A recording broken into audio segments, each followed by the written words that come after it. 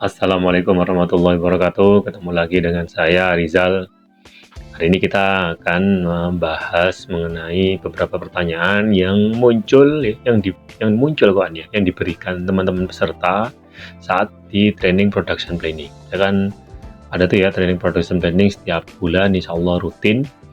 Kemudian nanti biasanya saya share di story Instagram saya di Zalt Art ya. Oke, kita langsung aja mulai pertanyaan pertama. Saya bacakan dulu ya di laptopnya ini. Maaf Pak, untuk kedatangan material dan penjemputan itu, apakah tugas dari BBC? Soalnya di tempat saya kerja atau proyek kebanyakan di parkir mobil ya. Jadi kerja masih di parkir mobil. Jadi memang PPC dan material atau PPIC dengan material dan dengan warehouse itu memang tidak bisa dipisahkan ya. Jadi mereka ya saling membutuhkan satu kesatuan ya. Karena yang merencanakan kedatangan bahan, merencanakan kebutuhannya itu kan tim PPIC. Pembelian mungkin nanti mendapatkan jadwal dari PPIC baru nanti meneruskan ke supplier mana yang mau dia beli ya. Mungkin terkait harganya, terkait kualitasnya, terkait perjanjian kerjanya ya.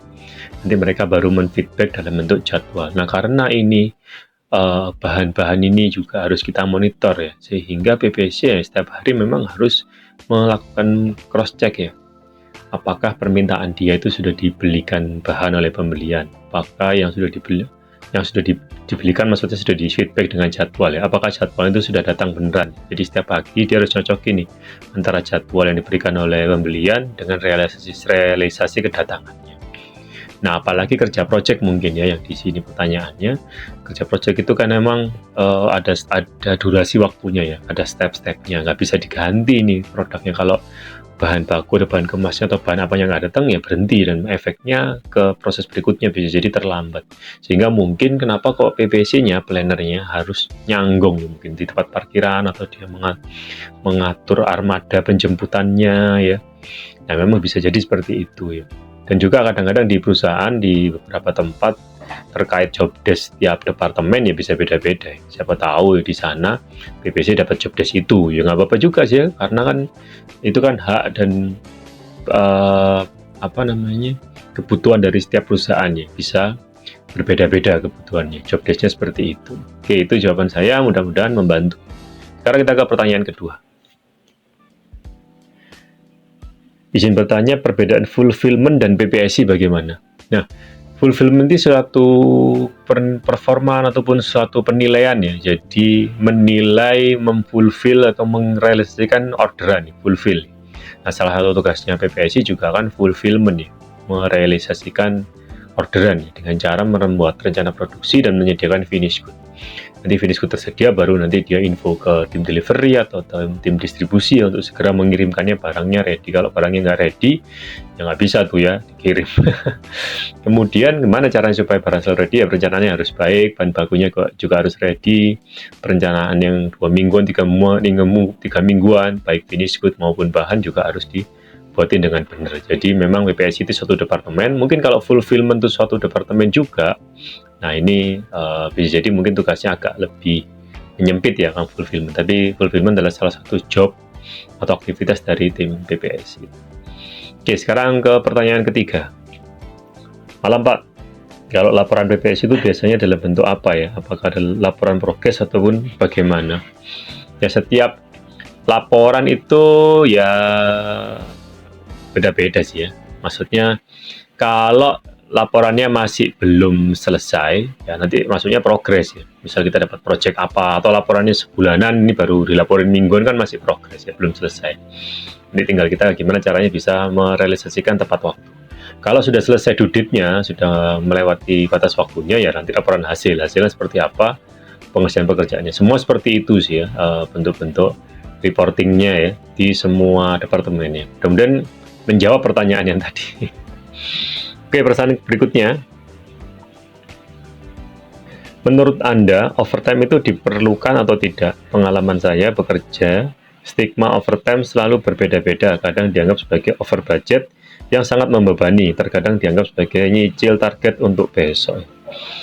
Ya, overtime itu sebenarnya ya nggak bagus ya, overtime ya. Karena kan kita menambah jam kerja 1 jam, tapi bayarnya satu setengah kali ya, di jam kedua juga 2 kali, tapi outputnya juga 1 jam kan ya. 1 jam dapat 1.000, nanti overtime 1 jam, hasilnya 1.000, tapi bayarnya kita ke karyawan 1,5 kali atau 2 kali. Kadang-kadang ya nambah sejam, outputnya nggak 1.000 ya, karena sudah lelah ya. Jadi mungkin outputnya 900 gitu ya, 900 biji, 900 unit. Jadi kan nggak bagus. Nyicil target buat apa ya? Kalau memang pakai overtime, kan biayanya juga nambah. Mending ya plan produksi yang dibagusin, mungkin seperti itu ya. Maaf, plan produksi yang dibagusin ya. Oke, jadi nggak bagus ya overtime itu, dihindari. Apalagi Anda overtime 7 hari 24 jam terus menerus. Kalau sekali-sekali sih nggak apa-apa ya. Tapi kalau berkali-kali sampai sebulan kayak gitu-gitu terus ya, 7 hari 24 jam ya, mesin-mesin Anda bisa rusak, breakdown, infrastrukturnya, orang-orang apalagi ya tepar nih, kalau di minggu kelima sudah Anda rencanakan malah tiba-tiba nggak masuk ya, nggak masuk semua, ini gagal semua perencanaan produksi Anda kan, masalah tuh. Oke, next, nomor 5, proses SCM di berbeda bidang, apakah perbedaannya cukup banyak? Misal SCM di bidang pabrik dengan SCM di e-commerce. Nah, jadi supply chain itu adalah pergerakan barang ya, aktivitas pergerakan barang dari mulai hulu ke hilir ya, ujung ke ujung ya. Sekarang di bisnis Anda itu di chain yang mana misalnya? Ada di chainnya yang supplier, di chain manufaktur, di chain distribusi, di chain transportasinya, di chain baik darat, laut, udara ya, atau mungkin nanti di tempat Anda itu jasanya atau Anda manufakturnya ya.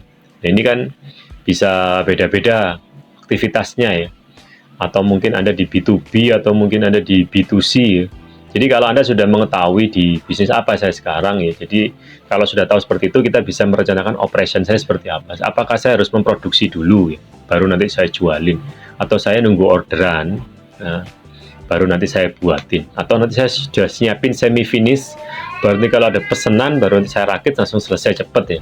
Atau produk saya ini memang harus diide dulu nih, idenya kosongan, baru didesain, baru nanti dibelikan bahan-bahan khusus, dibuatin malah spare part-nya baru diproduksi. Nah, itu nanti keputusannya seperti itu nih, proses operationnya atau supply chain supply chain Anda. Oke, itu sedikit jawaban dari saya ya, 5 saja. Mudah-mudahan bisa membantu menambah sedikit pengetahuan Anda. Terima kasih. Wassalamualaikum warahmatullahi wabarakatuh. Ciao.